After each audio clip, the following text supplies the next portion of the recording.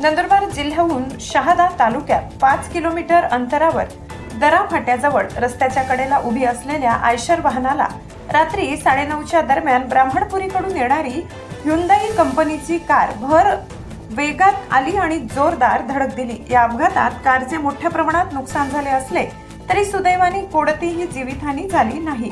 Car चालक अजूनही बेपत्ता आहे।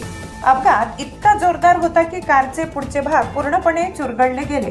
मात्र कारमध्ये एअरबॅग वेळेवर उघडल्याने चालक आणि कारमध्ये बसलेल्या व्यक्तींचा जीव थोडक्यात वाचला।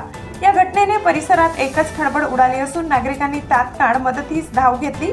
पोलिसांना माहिती पडताच स्थानिक पोलिसांनी घटनास्थळी धाव घेत तपास सुरू केला असून उभ्या असलेल्या आयशर वाहनाबाबत संबंधितांवर कारवाई होणार का याबाबत चौकशी सुरू आहे। तसेच रस्त्याच्या कडेला दीर्घकाळ वाहन उभे ठेवणे हे अपघाताचे कारण ठरू शकते, याकडेही वाहन चालकांचे लक्ष वेधले जात आहे।